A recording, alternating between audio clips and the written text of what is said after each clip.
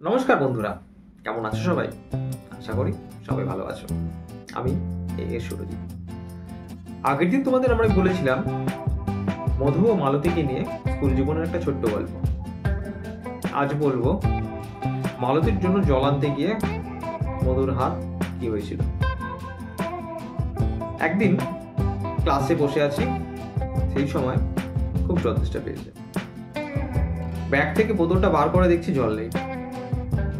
আমি ভাবছি যে ক্লাস শেষ হয়ে যাক, তারপরে টিফিন টাইমের আগে নিয়ে আসবো। তখনও স্যার আসেনি। যথারীতি যেই দেখেছে মধু আমি হাতে বোতলটা নিয়ে নাড়াচাড়া করছি, আমার হাত থেকে ছো মেরে উড়িয়ে নিল।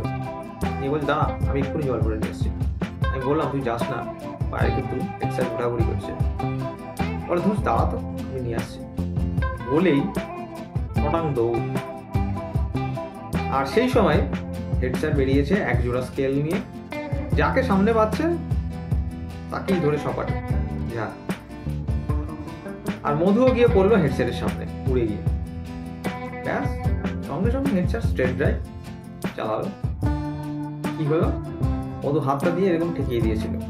যেই না মধুর ওই হাতের উপর পড়েছে স্কেল দুটো, হঠাৎ করে ভেঙে গেল। আর মধুর হাত পুরো এখানে লাল। কি করতে বেরিয়েছিলিস তুই? স্যার জল আনতে, দেখছেন তো জলের বোতল হাতে, খুব যথেষ্ট পেয়েছি। বলে, আগে বোতলটা দেখাতে পারলি না? তাহলে তো ছেড়ে দিতাম তোকে। আমরা তো ভেবেছি তুই ঘুরছিস এখানে। যা হওয়ার হয়ে গেছে, কিছু করার নেই। ও তো জল নিয়ে আসলো, এসে দেখি হাত পুরো লাল। কি হয়েছে? ওই যে হেড স্যার দিল ঝাঁপ। সেদিন আমি ভাবলাম, কি হলো এটা? হ্যাঁ, বন্ধু তো এরকমও হয়। এক বন্ধু জলদেশটা পেয়েছে বলে আরেক বন্ধু ছুটে গিয়ে জল নিয়ে আসলো। তার জন্য হেড স্যারের কাছে মারও খেল। এই ছোট ছোট স্মৃতিগুলোই আজও আমাকে নাড়িয়ে তোলে। তার কারণ এগুলো কখনোই ভোলার না। এই জিনিসটা যদি আমি ভুলে যাই বা মনে না করি, তাহলে হয়তো আমি অকৃতজ্ঞ মধুর কাছে। এইরকম নানান ঘটনা নানানভাবে আমার বন্ধুরা কিন্তু আমাকে হেল্প করেছে। কখনো আমি বলবো তাদের সম্পর্কে ছোট ছোট কথা মনে রাখি, যেগুলো মনে আছে সেগুলোই বলবো। কারণ এইগুলো বলেই হয়তো আমি পুরোনো দিনের সেই সুখের স্মৃতিগুলোকে মনে রাখতে পারি। আজ এত বছর পরে অন্ধকার থেকে আবার যেন আলোয় ফিরে আসতে পারছি। আমি জানি না মধু কোথায়, মধু আজও শুনতে পারবে কিনা আমার এই গল্পটা। হরিনবী স্কুলে পড়তাম। অনেক বন্ধু বান্ধব আছে হরিনবীর, হয়তো আজকে তারা হারিয়ে গেছে, যোগাযোগ নেই। তাই এই বন্ধুত্ব কিংবা এই গল্পটা আমার সকল বন্ধুদের জন্য। কেমন লাগলো? আমার মনে হয় স্কুল জীবনের বন্ধুত্বগুলো এইরকমই হয়। আপনাদের সাথেও হয়তো এরকম বন্ধুত্ব হয়েছিল।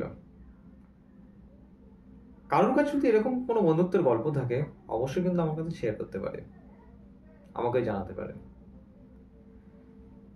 অনেকের হয়তো আমার গল্পগুলো শুনে তাদের স্কুল জীবনের ছোট ছোট গল্প মনে পড়তে পারে, মজার মুহূর্তগুলো মনে পড়তে পারে।